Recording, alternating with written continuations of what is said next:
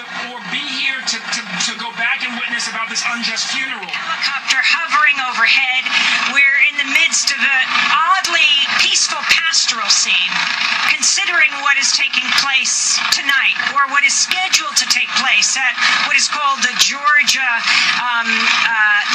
prison, which is the death row for all death row prisoners in Georgia. Behind us, about 150 people have surrounded the Davis family to show support, to sing, and to pray.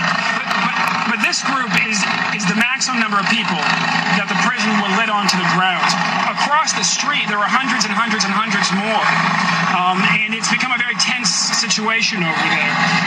Emotions are running high. We have the students who came to us, we trained, we did a very quick non-violence sort of training so you won't let yourself be provoked. But this is as tense of a situation as we've ever seen outside of an execution. I was at the 100th anniversary of the NAACP. You had a big gathering in New York, right, just 2 years ago. And DeJohn Correa Davis, the nephew of Troy Davis, Martina Correa's son, was there. You were there. President Obama came. Yes. Did you talk to President Obama about Troy Davis's case? And can he weigh in here? He knows about the case. He also knows that he's a constitutional lawyer. And he knows that the case law is very clear. In a state case, the president has no power. This is really up to the U.S. Supreme Court. If there were certain circumstances that don't exist here about a clear violation of his civil rights as opposed to his human rights. And this is the real sort of sickness of our law, if you will. Civil rights are those rights that have been encoded into law. Human rights are the broader body of rights that surround them. So, for instance, the right not to be executed if you are indeed not guilty, if you are innocent, doesn't exist in our civil rights. It exists in our broader human rights. But it does so. The U.S. Department of Justice, literally, you have the sense lawyers were racking their brains trying to figure it out, but the law is not on our side, even though the spirit of the nation is. I want to ask you to stay for one more minute, but it is the top of the hour. It is 7 o'clock Eastern time, 7 o'clock Georgia time. We're at the Georgia death row prison right here in Jackson, Georgia, where at this hour, at 7 p.m. Eastern Standard Time, Troy Davis was scheduled to die. The Supreme Court has not yet weighed in. We are broadcasting in this Democracy Now! Special broadcast on the grounds of the prison. There are, I don't know, hundreds, if 1,000 people outside protesting at this prison, about 150, the max allowed by the prison authorities inside. Ben Jealous, CEO of the NAACP, with us. So what does this mean right now? Right now, at 7 o'clock, the Supreme Court has not yet weighed in. We are segregated over here, apart from our staff and our lawyers. Troy's lawyers are inside. We will suspect hear official announcement very shortly from the prison. Barring a miracle, this means that Troy Davis is being executed right now. Doesn't the Supreme Court have to weigh in? What I'm saying is that we've been segregated over here for several minutes. We don't know what's happened in those minutes. And so in this type of situation, you're literally in a limbo where it's just unclear until you hear an official announcement. Everything, the lawyers are now inside. The guards are there assembled. Phone lines are kept open. But you literally, until somebody comes out from that sort of inner sanctum that is the death chamber and death row, to let us know, to confirm, it is literally impossible right now, Amy, to know what's happening. I want to ask Larry Cox to join you. Larry Cox, Executive Director of Amnesty International. I'm already listening to something online about Troy Davis right now. The radio. These are the organizations that have been spearheading the demand for clemency for Troy Davis. It's 7 tell me what Channel 4 says, though. The moment that Troy Davis was scheduled to die. Yes, but as we've been saying, was on that day just gather together. Yeah, you can kill a body, but you cannot kill a spirit. And the spirit that has been ignited by Troy Davis in this fight, that spirit is going to grow stronger and stronger and stronger there's only one answer to this insanity, this evil, and that is to wipe out the death penalty once and for all, so no other human being, no other family has to go through this horror again, and no other people has to go through this horror again. And that's what we are going to do. In our country. In our country and in our world.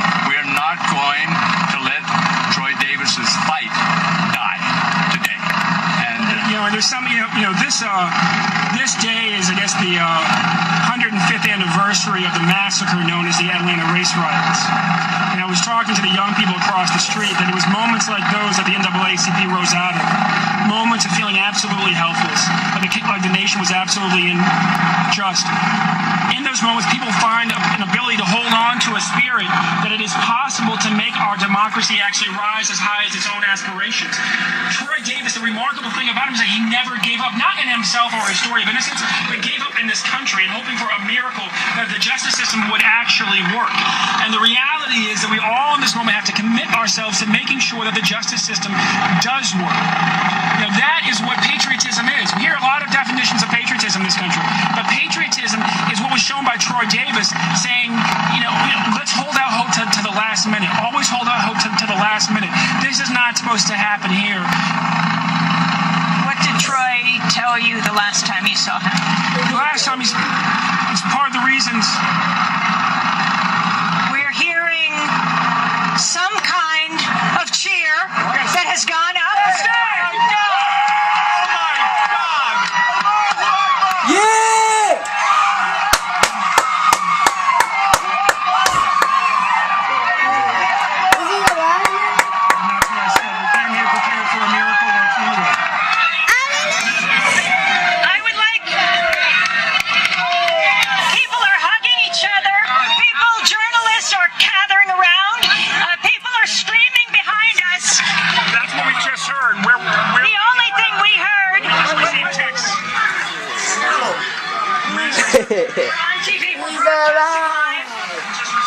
He's not gonna die. Just broadcast your speech. This is Democracy Now! And tell us who you are and what your thoughts are right now. Was it because of EJ?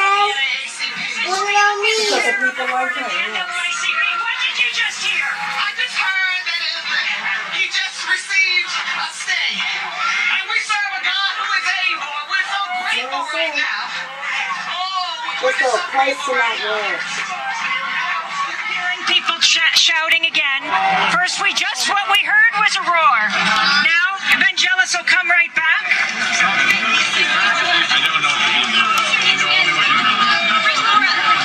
We're waiting to hear right now what has taken place.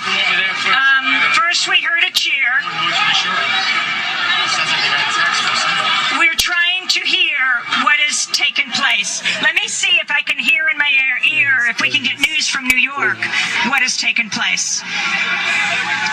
This is Democracy Now!, democracynow.org, in a special broadcast on the grounds of the prison, trying to hear through the grapevine what has taken place. Hundreds of people here, but at least perhaps 1,000 people right outside the gates. It was there that we heard a cheer. And if you would come over, Sarah. Okay, Evangelos is here. So I was just on the phone with Troy's lawyer. He says that Troy has not been executed yet, but that there is also not confirmation of a stay. So here we are again, back waiting, not knowing whether we are here for a funeral or a miracle. I need to go explain this to the crowd right now. But that's what we have just found again. I just spoke to Troy's lawyer, who has been on death row with him. He said that Troy has not been executed, but there is also no evidence of a stay at this time. And so we are waiting. Again, we don't know whether we're here for a miracle or a funeral. I need to go talk to the crowd. Okay, staying here tonight. We will, of course. Yes, we are here.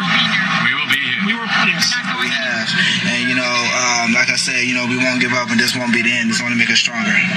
Thank you so much, Dejan. Thank you, Evangelos.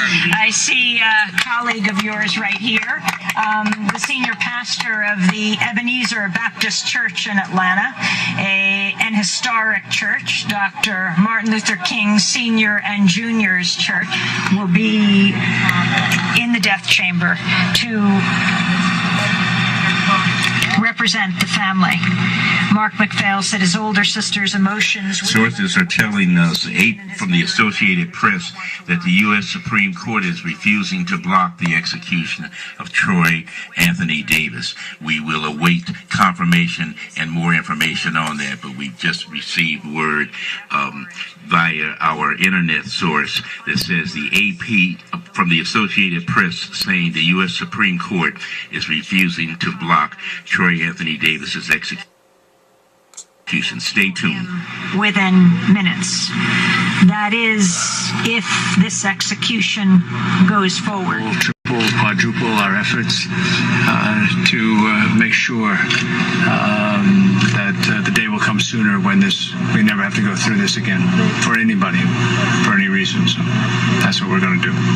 Is there any possibility of any other stopping of this execution? Not that I know of. Not that I know of. The only question mark, I think, is what will happen tonight, whether they will proceed or not. I just don't know the answer to that. But how will you redouble your efforts? Well, we will, obviously this has been a phenomenal night. I mean, the number of people involved is something that we never dreamed of. I mean, all around the world. In London, they were at the U.S. Embassy until 3 a.m. in the morning. All over the country, all over the city, people have been watching, all over the media for that matter, people have been talking. Troy Davis has now become an incredible symbol of everything that's broken, everything that's wrong with this practice of killing prisoners in the United States. So we will try to build on that. We will immediately organize a campaign to draw attention to other cases like Troy's, to continue to make sure that his name and this case is used as an example of why the death penalty has to be abolished. We have to regroup and look at our strategy, figure out where's the best place to push. Finally, Ben, what will happen tonight? Troy is being executed right now. The hearse is going to take his body where? The hearse will take his body to have an autopsy performed by the state. And then we will move, the body will move from there ultimately to a funeral home. And a funeral will be planned. But right now, execution will occur, and it will be taken for an official state autopsy. According to CNN, the Georgia Department of Corrections confirms the execution process begins around 11:05 or 11:10 p.m. Eastern Time, which is right now. This is a very sad moment. Excuse me. Ben Jealous is the president and CEO of the NAACP. He has known Troy Davis for many years, has known his nephew since he was 3, has visited him, spoken with him only recently. As we broadcast right now, as we speak with you, bring you the voices of people who've gathered here on the grounds of Georgia's death row where the execution is being carried out. Troy Anthony Davis is being killed. Renee Feltz is back with an update. Amy, as we understand it, the execution is now underway. And we're expecting the Georgia prison officials to come out afterwards to give us an update or a statement, something to that effect. So we want to let listeners know that we'll be providing that as soon as possible. If we can, we'll try to feed the statement from the prison officials live. Do they do this right here? Do they do this? It will be over near the police officers dressed like stormtroopers. That's where the press conference is going to take place from the prison officials, where they give their statement. I I wanted to just read one interesting tweet from Representative John Lewis, who's come up this evening from Georgia. As we stand here in He came from Atlanta. That's right. And he's tweeted, "Today we are all Troy Anthony Davis tonight."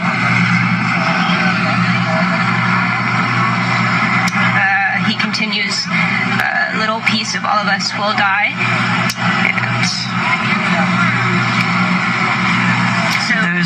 I'm going to go over there, Amy, and we'll bring listeners and viewers updates. And if you'll keep your phone on you, Amy, I'll keep in touch with you that way.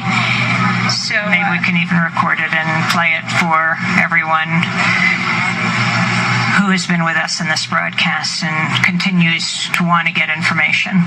We're going to go right here. Vangelis is now informing the group that is gathered around. The family of Troy Davis is here, is on the grounds. Troy's sister,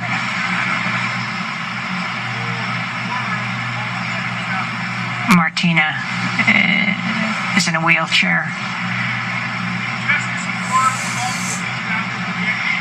Vangelis is now saying, "We have just received word."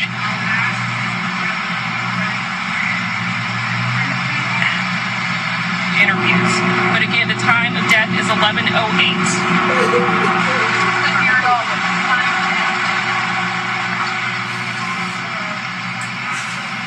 The time of Troy Anthony Davis's death was 11:08 Eastern Time, Georgia time, here at the death row prison in Jackson, Georgia.